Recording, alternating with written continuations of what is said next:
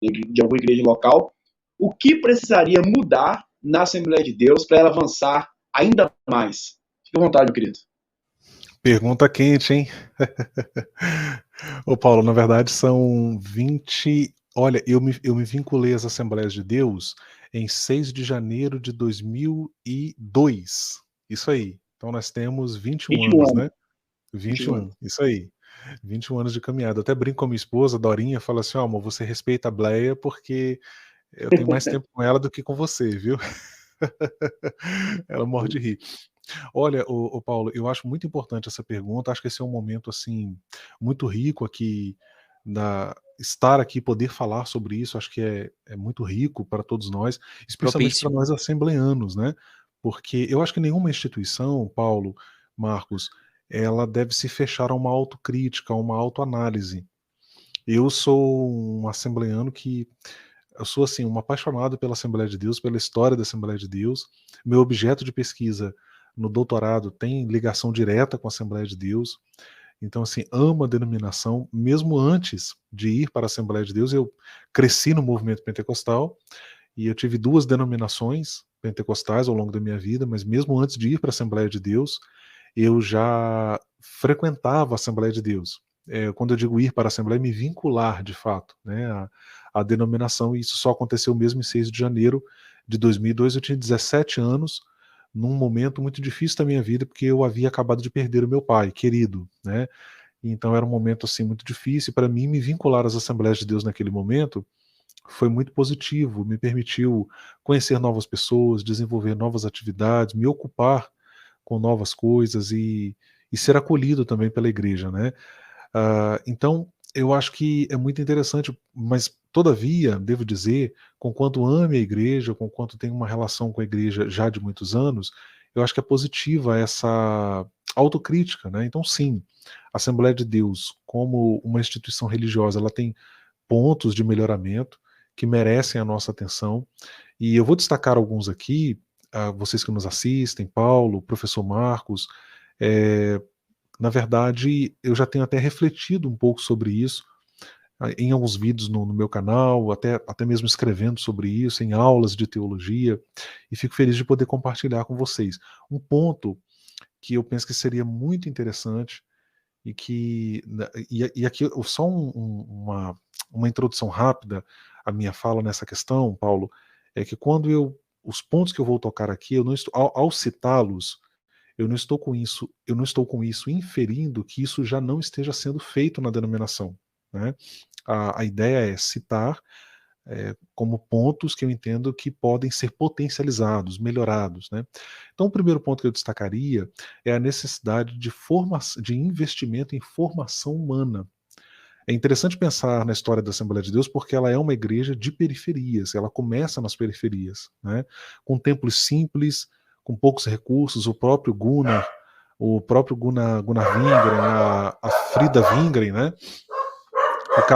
O casal de missionários que vem ao Brasil, o Gunnar, junto com o Daniel Berg, que são os fundadores da denominação, eram pessoas simples, de poucas posses, enfrentaram muitas dificuldades, mas a denominação cresceu. E hoje a Assembleia de Deus ela dispõe de mega templos, né? Eu visitei, por exemplo, a Assembleia de Deus em João Pessoa e fiquei impressionado com a estrutura lá, né? Assim, uma big estrutura. Aqui no estado também nós temos, no Espírito Santo, nós temos grandes templos. E parece que, curiosamente, uma denominação que surge nas periferias, depois ela vai ganhando os centros também, mas curiosamente parece que de algum modo a gente perdeu isso de vista, né? A Assembleia de Deus ela evidencia manter um fascínio por grandes templos, mega estruturas, investe-se muito em estruturas, e eu entendo, inclusive, que nós chegamos no estágio, colegas, em que a Assembleia de Deus, ela, pelo menos para uma parcela significativa das Assembleias de Deus no Brasil, nós saímos daquilo que é funcional para aquilo que é meramente estético.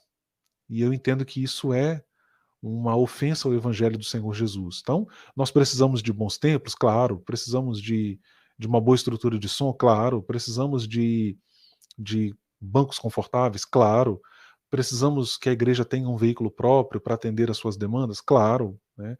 Um ônibus, a minha igreja tem um ônibus, por exemplo. Eu acho que tudo isso é funcional. Entende, presbítero Paulo? Entende, professor Marcos? É a funcionalidade. Mas para exemplificar o que eu estou querendo dizer aqui, eu vou contar um caso que aconteceu comigo numa Assembleia de Deus do Rio de Janeiro. Era uma igreja ali para umas 400 pessoas sentadas num culto de domingo. Eu frequentei essa igreja durante 8 meses, eu morava no Rio de Janeiro, e num culto de domingo eu vi o pastor dizer, falou assim, olha irmãos, eu quero aqui levantar uma oferta, eu preciso de tantas pessoas aqui, formando uma fila para pegar esse carnê, porque eu preciso levantar 50 mil reais. Qual era o objetivo para se usar esses 50 mil reais? Construir uma fachada de vidro no templo. E, gente, eu venho aqui dizer para vocês que a Assembleia de Deus não precisa de fachada de vidro, né? A Assembleia de Deus precisa de escola. A Assembleia de Deus precisa de ação social, de casa de recuperação de dependente químico. A Assembleia de Deus precisa abraçar um cara igual esse aqui, o Marcos, e investir nele. Marcos, vem cá.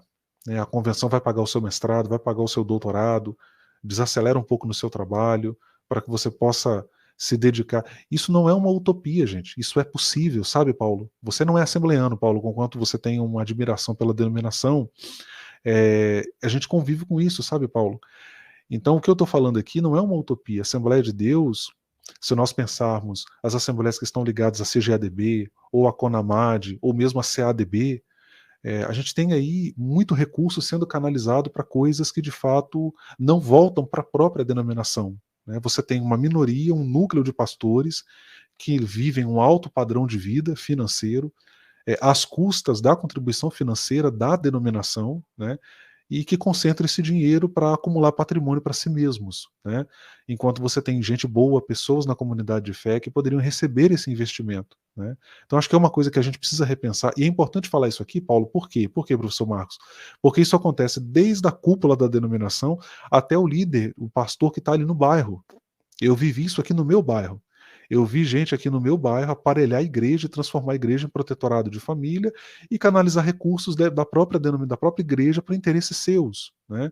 E levantar uma big estrutura dentro de um bairro como Porto de Santana que fica ociosa. Uma big estrutura que fica ociosa, que não é usada. Você não tem ali uma creche funcionando, você não tem ali uma escola de ensino fundamental, você não tem nenhuma escola teológica funcionando. E você olha de fora, é aquela estrutura linda, ou seja, um elefante branco. Né?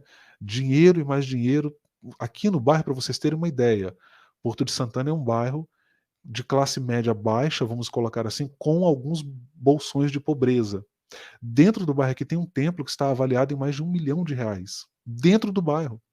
E é um templo ocioso, que fica ali ocioso, que atende aos interesses da família, que pastoreia a igreja, né? E aquilo é usado e não tem. Então, assim, o ponto que eu quero chegar aqui é isso se reproduz pelo Brasil. A gente precisa pensar a formação humana, investir em pessoas, né?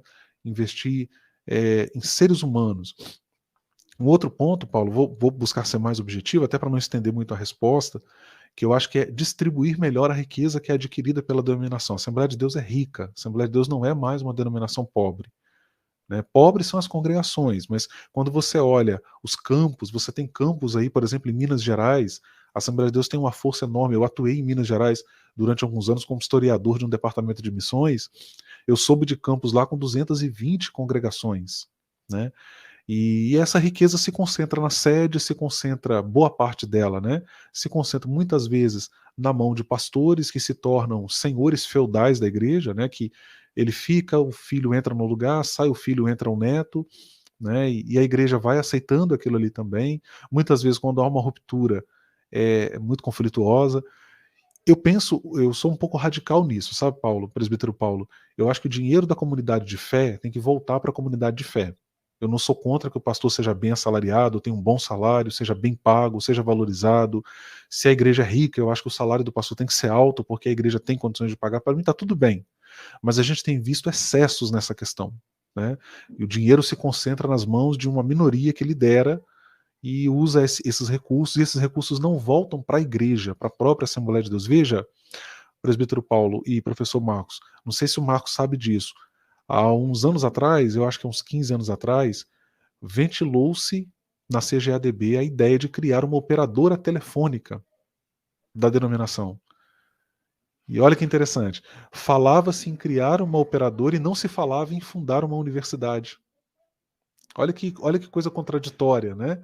Você pensar o papel, a relevância que uma instituição de ensino superior tem, não apenas para a própria denominação, mas também em âmbito social, né? Então nós já éramos para termos, dispormos de uma universidade assembleana, né? Isso é possível de se fazer. Já éramos para ter isso há muito tempo. O que é que nós temos hoje? A FAECAD, que é, claro, uma instituição muito importante, tive o prazer de conhecer, mas é uma faculdade ainda pequena, considerando-se o que é o ensino superior hoje, com apenas 2 cursos, né, autorizados ali, cursos de pós, de graduação, eu digo pedagogia e teologia. Ela parece que tentou autorizar o EAD, mas ao que parece não caminhou, infelizmente, né. Eu de cá fico na torcida pela FAECAD, o meu desejo é que a FAECAD prospere, porque é a Assembleia de Deus, né, está levando o nome da Assembleia de Deus, é relevância social da denominação. E você vê que é uma faculdade que está ali lutando para se manter, né? Então, assim, eu penso que muito mais pode ser feito nessas questões. E a gente precisa realmente repensar isso. Glória a Deus. Eu nem vou comentar nada porque o senhor falou muito bem, explicou bem e abordou 2 pontos aí muito interessantes, né? E bíblico, inclusive, por exemplo, quando a gente analisa em Atos dos Apóstolos, capítulo 2, a partir do versículo 42, ali me chama muita atenção, a qual vai falar que estavam todos reunidos ali e eles não tinham falta de nada, né?